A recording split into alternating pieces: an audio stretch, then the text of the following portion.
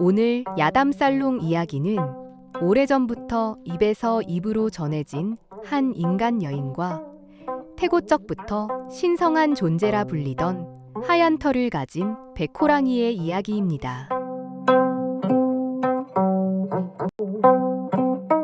안녕하세요. 오늘도 야담살롱을 찾아주셔서 감사합니다. 구독과 좋아요, 알람 설정은 야담살롱의 멋진 순간을 만들어가는데 큰 힘이 된답니다. 야담살롱 시작하겠습니다. 조선시대 한양에서 가장 유명한 기생집 명월간, 조선 팔도를 주름잡는 김대감이 화려한 연애를 즐기고 있습니다. 김대감은 조선 최고의 사냥꾼이라 불리는 최만석에게 금화가 든 주머니를 던져주었습니다. 요즘 백호랑이가 출몰한다지. 나에게 백호랑이의 가죽을 가져다 준다면 내 이것의 10배를 주지. 그의 말에 사냥꾼 우두머리 최만석이 술잔을 비우며 헛기침을 했습니다. 대감님, 그 백호랑이는 산군으로 한낱 범이 아닙니다. 아주 신성한 존재라서 잘못하다가는 화를 입을 것입니다. 쓸데없는 겁을 내는 구만. 내가 날아가는 새도 떨어뜨리는 김대감일세. 나보다 무서운 것이 있단 말이냐. 내 너희들에게 필요한 것은 모두 지원해주겠다. 하지만 실패는 용납하지 않을 것이야. 태고적부터 산을 지켜온 백호는 단순한 짐승이 아니라 산군이라 불리는 신성한 존재였지요. 호랑이의 몸을 감싼 새하얀 털은 마치 눈부신 설상과 같았고, 금빛 눈동자는 달빛을 머금은 듯 신비로웠답니다.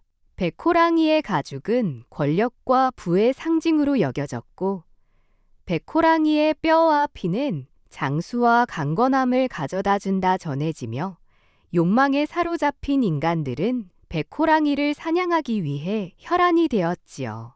조선 팔도를 주름잡고 있는 김대감도 백호랑이의 가죽을 얻고자 조선 최고의 사냥꾼이라 불리는 최만석을 불러들인 것이었지요. 깊고 깊은 산속 어둑해진 숲길을 따라 사냥꾼들이 조심스럽게 발걸음을 옮기고 있었습니다. 나무숲 사이를 조심스럽게 지나며 백호랑이의 흔적을 찾고 있었죠. 그때 나뭇잎이 바스락거리는 소리와 함께 어딘가에서 묵직한 숨소리가 들려왔습니다. 쉿, 저쪽이다. 우두머리 최만석의 시선이 어딘가로 향하였고, 다른 사냥꾼들도 일제히 발걸음을 멈추고 그곳을 바라보았습니다. 그곳에는 흰 그림자가 어렴풋이 모습을 드러내며 황금빛 눈동자가 사냥꾼들을 매섭게 노려보고 있었습니다. 사냥꾼들은 서둘러 화살을 재고 조준했습니다. 쏴라! 팽팽한 긴장 속에서 첫 화살이 바람을 가르며 날아갔습니다. 퍽! 백호랑이의 거대한 몸이 움찔했습니다. 한순간 숲속에는 서늘한 정적이 흘렀지요. 백호랑이의 하얀 털 사이로 붉은 피가 서서히 번졌습니다. 맞췄다! 사냥꾼들은 환호하며 연이어 화살을 쏘기 시작했습니다. 옆구리에 화살을 맞은 백호랑이는 도망치지 않고 오히려 그 자리에 우뚝 선 채 사냥꾼들을 바라보았습니다. 사냥꾼들은 등줄기에 땀이 흐르며 서늘한 한기를 느꼈습니다. 그 순간 천둥처럼 울리는 포효와 함께 백호랑이의 거대한 몸이 날렵하게 움직이더니 사냥꾼들 쪽으로 달려들었습니다. 번개처럼 휘두른 백호랑이의 날카로운 발톱이 화살을 쏜 사냥꾼을 덮쳤지요. 옷이 찢어지며 살갗이 드러났습니다. 공포에 휩싸인 사냥꾼들은 무작정 도망치기 시작했습니다. 하지만 백호랑이의 빠른 몸놀림이 도망가는 사냥꾼들을 금세 따라잡았습니다. 다른 사냥꾼을 덮치려는 순간 퍽! 우두머리 최만석이 쏜 화살이 백호랑이의 가슴을 깊이 파고들었습니다. 백호랑이는 크게 몸을 흔들며 고개를 치켜들었고 몇 걸음 비틀거리더니 순식간에 깊은 산속으로 사라졌습니다. 백호랑이의 거대한 기운 앞에서 공포에 휩싸인 사냥꾼들은 그 자리에 서서 백호랑이가 사라진 숲속을 멍하니 쳐다만 볼 뿐 쫓아갈 수 없었습니다. 새벽 안개가 아직 걷히지 않은 깊은 산속 이끼 낀 바위들 사이를 연화가 조심스럽게 오르고 있습니다. 연화는 아버지를 일찍 여의고 약초를 캐며 몸이 아픈 홀어머니를 부양하고 있었지요. 연화는 여느 때처럼 약초를 캐러 나온 길이었습니다. 열심히 약초 캐는 것에 몰두하던 연화의 눈에 커다란 형체가 보였습니다. 연화는 약초 캐던 일을 멈추고 커다란 형체 쪽으로 다가갔습니다. 옆구리에 화살을 맞고 온몸이 상처투성이인 남자가 쓰러져 있었습니다. 놀란 연화는 쓰러져 있는 남자에게로 다가가 말하였습니다. 이보시오. 이렇게 깊은 산속에 어찌하여. 이보시오. 연화는 무릎을 꿇고 그의 얼굴을 살폈습니다. 쓰러진 남자는 사냥꾼들의 화살을 맞은 백호랑이였습니다. 사람으로 변한 백호랑이가 거친 숨을 내쉬며 눈을 떴습니다. 그의 눈빛은 강인하면서도 깊고 매혹적인 빛을 품고 있었습니다. 이보시오. 정신 차려보시오. 백호랑이가 겨우 입술을 떼며 한마디 내뱉었습니다. 낭자, 나를 좀 도와주시오. 남자의 상처는 심각해 보였습니다. 배 쪽에 깊이 박힌 화살, 그리고 화살이 박힌 자리에서 흘러내리는 선홍빛 피. 이대로 두면 남자의 생명이 위험할 수도 있었지요. 이대로 둔다면 이자는 죽을 거야. 연화는 남자를 살려야겠다는 생각뿐이었습니다. 연화는 생각할 겨를도 없이 손을 뻗어 그의 옷을 풀었습니다. 땀과 피에 젖은 천이 부드럽게 벗겨지며 단단한 근육질의 몸이 드러났습니다. 연화는 떨리는 손으로 화살을 잡고 힘껏 옆구리에 박힌 화살을 뽑았습니다. 남자의 몸이 순간적으로 떨렸고 그의 입에서는 낮은 신음소리가 흘러나왔습니다. 연화는 위태한 남자를 부축하여 오두막으로 향하였습니다. 연화의 오두막. 연화는 남자의 상처를 정성껏 돌보아 주었습니다. 약초를 다려 남자에게 손수 떠먹여 주었고 약초를 빻아서 화살에 맞은 상처에 올리고 붕대를 감아 주었습니다. 그렇게 며칠이 지났을까요?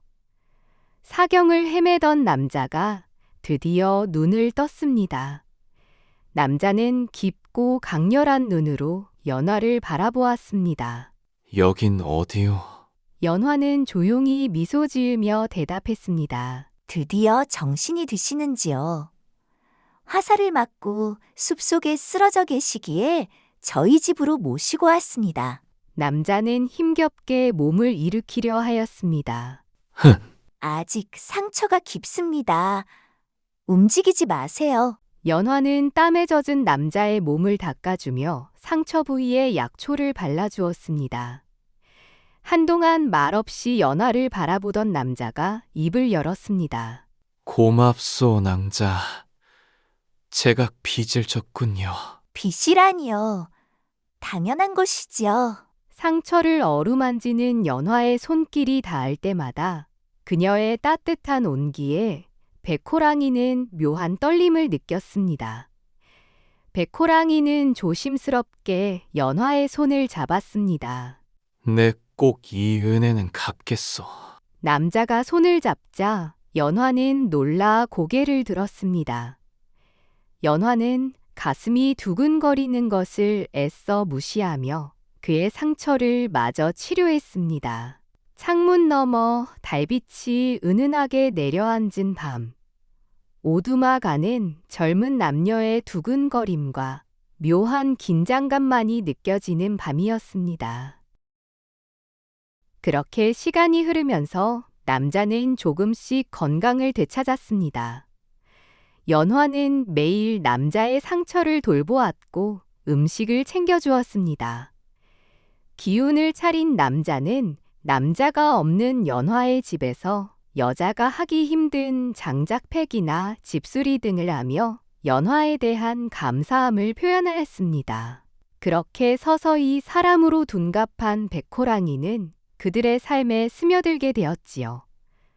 연화는 백호랑이의 남자다움과 강인하면서도 강렬한 매력에 끌리게 되었고, 백호랑이 역시 순수하면서 마음씨 따뜻한 연화에게 사랑이 싹트기 시작했습니다. 그렇게 두 사람의 관계는 점점 더 깊어져 가고 있었지요. 그러고 보니 나으리의 이름도 모르고 있네요. 당신의 이름은 무엇인가요? 나는 백호라 하오. 백호. 참으로 당신과 잘 어울리는 이름이네요. 연화는 그의 이름을 마음속 깊이 새기며 미소 지었습니다. 어느 날부터인가 밤이 깊어지면 백호는 조용히 잠자리에서 일어나 슬며시 집을 나갔다가 새벽녘이 되어서야 돌아오곤 했습니다. 백호가 사라진 다음 날 아침이면 어김없이 연화의 오두막 앞에는 사냥한 짐승이 놓여져 있었지요. 이건 대체 누가? 연화는 누가 이렇게 사냥한 고기를 집 앞에 두고 가는지 의아할 뿐이었습니다. 창호 사이로 스며든 달빛이 방 안을 부드럽게 비추고 있는 깊은 밤. 곤히 잠들었던 연화가 눈을 떴습니다. 방 안에는 적막함만이 감돌 뿐 자고 있어야 할 백호의 모습이 보이지 않았습니다. 처음에는 화장실을 간 줄 알았지만 며칠에 한 번씩 깊은 밤이 되면 사라졌다, 새벽이 되면 돌아오는 백호의 행동에 어느 날 밤 연화는 조용히 백호의 뒤를 쫓아가기로 결심하였습니다. 연화는 그의 흔적을 따라 숲 깊숙이 발걸음을 옮겼습니다. 흐드러지게 핀 달빛 아래 나무 사이로 백호의 모습이 보였습니다. 그의 몸이 부드럽게 흔들리더니 이내 거대한 백호랑이로 변했습니다. 연화는 눈앞의 광경이 믿어지지 않았습니다. 그녀가 그동안 간호하였던 남자가 사람이 아니라 신령한 존재로 여겨지며 이 산의 수호자인 백호랑이라니. 그 순간 인기척을 느낀 백호랑이가 연화 쪽으로 고개를 돌렸습니다. 금빛 눈동자가 달빛을 받아 더욱 신비롭게 빛났고 달빛에 비친 휜 털은 광희로웠습니다. 연화는 눈앞의 광경이 너무도 신비롭고 경이로웠으며 백호랑이의 거대한 기운에 숨이 멎는 듯한 기분이 들었습니다. 연화를 발견한 백호랑이는 천천히 인간의 백호 모습으로 돌아왔습니다. 단단한 몸, 핏줄이 도드라진 팔과 넓은 어깨. 백호는 천천히 연화 쪽으로 다가왔습니다. 이제 모든 것을 알게 되었군요. 연화는 떨리는 손을 모았습니다. 당신은 누구이신가요? 백호는 깊은 눈동자로 그녀를 내려다보며 말했습니다. 나는 이 산을 지키는 상군이요. 내가 두렵지 않소, 연하낭자. 연화는 숨을 내쉬었습니다. 그리고 조용히 고개를 저었습니다. 아니요, 두렵지 않습니다. 이상하게도 그가 두렵지 않았습니다. 백호는 조심스럽게 그녀의 허리를 감싸며 그녀를 끌어당겼습니다. 백호의 숨결이 가까워졌고 그의 뜨거운 손길이 그녀의 살결 위를 스치듯 지나갔습니다. 백호는 조용히 속삭였습니다. 연하낭자, 당신이 아니었다면 나는 이미 이 세상에 없었을 것이요. 당신이 나를 살려주었소.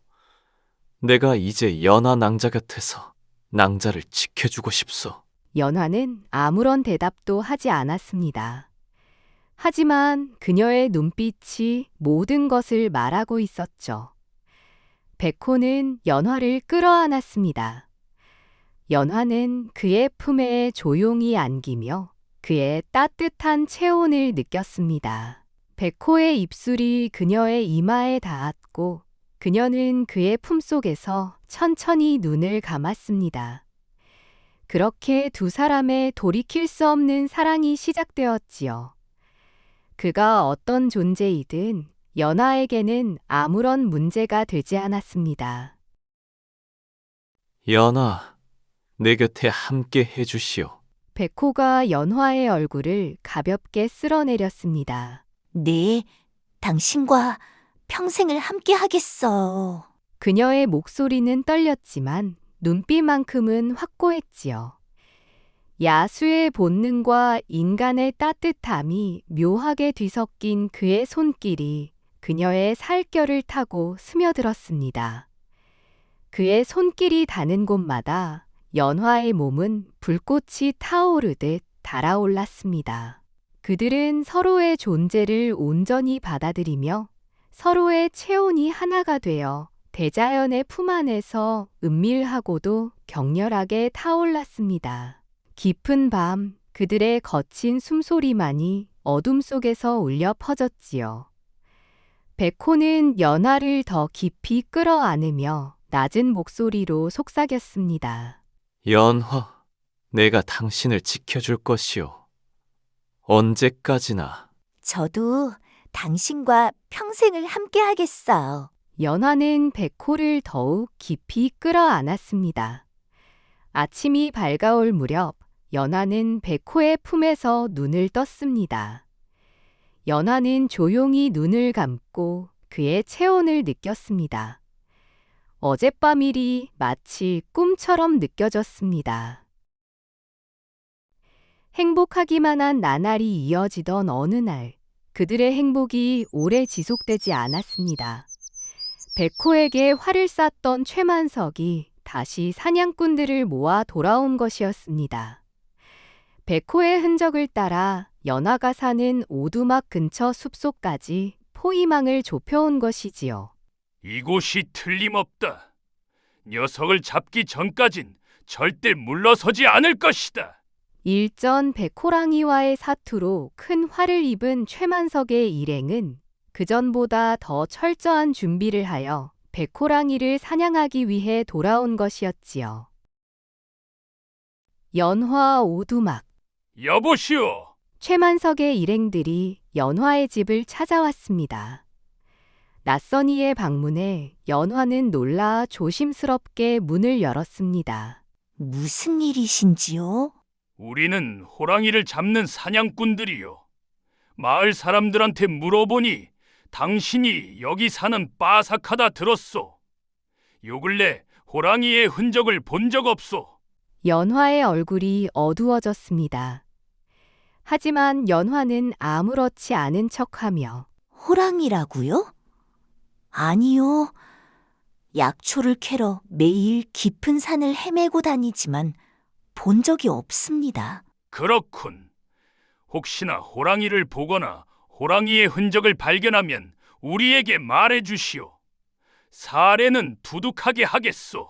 그렇게 사냥꾼들은 돌아갔습니다. 백호, 어떡 하면 좋죠?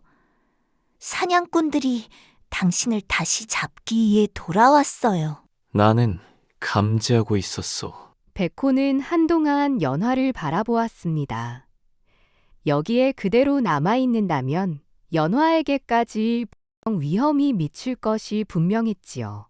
연하, 나를 믿소? 백호가 조용히 물었습니다. 전 언제나 당신을 믿어요. 백호는 연화를 품에 안았습니다. 연화의 체온을 마지막으로 느끼려는 듯 오래도록 안고 있었습니다. 그날 밤 밤이 깊어지자 백호는 떠날 채비를 하였습니다. 내가 여기에 더 머무른다면 당신까지 위험해질 것이오. 그가 떠나야 한다는 걸 알지만 연화는 다시는 그를 볼 수 없게 될까 두려웠습니다. 굵은 눈물을 뚝뚝 흘리는 연화의 손을 백호가 따스하게 잡았습니다. 산속의 모든 병을 낫게 해주는 영험한 물이 있어. 그곳의 물을 떠다가 어머니께 마시게 하면 많이 호전될 수 있을 것이오. 연하, 내가 언제까지나 당신을 지켜줄 것이오. 백호의 목소리는 깊고 무거웠습니다. 그 말을 남긴 백호는 다시 흰색빛을 뿜어내는 거대한 백호랑이가 되어 깊은 숲속으로 사라졌습니다. 자신을 보호하기 위해 사냥꾼들이 덫을 놓고 기다리고 있는 위험한 숲속으로 사라지는 백호의 뒷모습을 보며 연화의 눈물은 멈추지 않았습니다. 백호가 떠난 후 연화는 백호가 알려준 영험한 물이 있는 곳으로 가 어머니의 병환을 치료하기 위해 노력하였습니다. 하지만 연화의 마음속에는 언제 다시 돌아올지 모르는 백호에 대한 애타는 그리움과 걱정에 마음이 아팠고 밥을 하다가도 약초를 캐다가도 눈물을 흘렸습니다. 그러던 어느 날 연화의 오두막 앞에 갓 사냥한 듯한 사슴 한 마리가 놓여 있었습니다.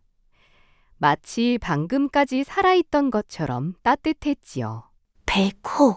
언제까지나 지켜준다고 한 백호가 어디선가 자기를 지켜보고 있었다는 사실에 연화는 눈물을 흘렸습니다. 며칠에 한 번씩 오두막 앞에는 고기가 놓여져 있었습니다.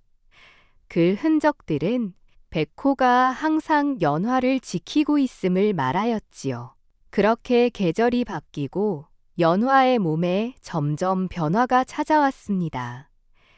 연화의 몸에는 아주 작은 생명이 자라고 있었지요. 백호와 연화가 나누었던 뜨거운 수많은 밤들, 백호가 남겨준 선물이었지요. 백호, 우리의 아이랍니다.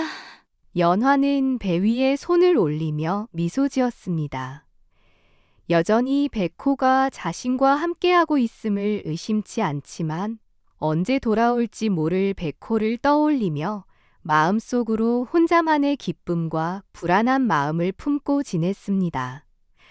연화는 매일 밤 그가 돌아오기를 기다렸습니다. 그리움과 기다림이 그녀를 짓눌렀지만 그의 맹세를 믿고 있기에 포기하지 않았습니다. 그렇게 시간이 흘러 연화는 눈처럼 하얀 피부에 깊은 밤하늘 같은 검은 눈동자를 가진 사내 아이를 낳았습니다. 아이는 백호를 꼭 닮아 있었지요.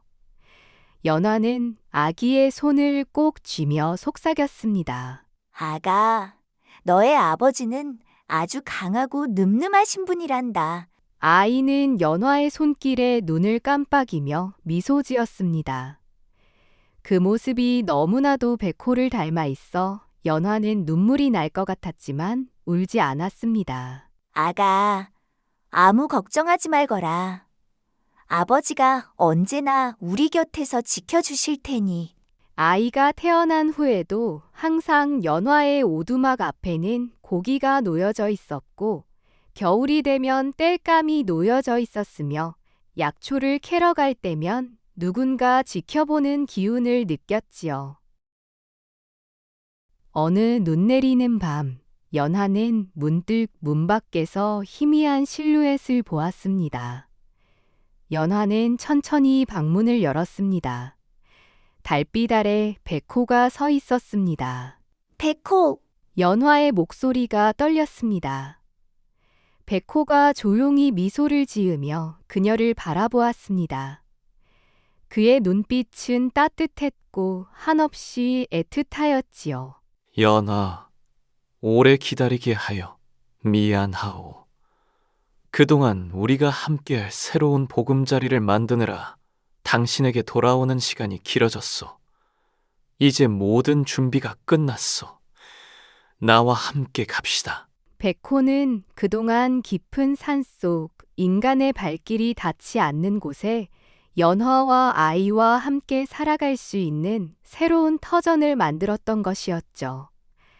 연화는 아이를 품에 안으며 조용히 고개를 끄덕였습니다.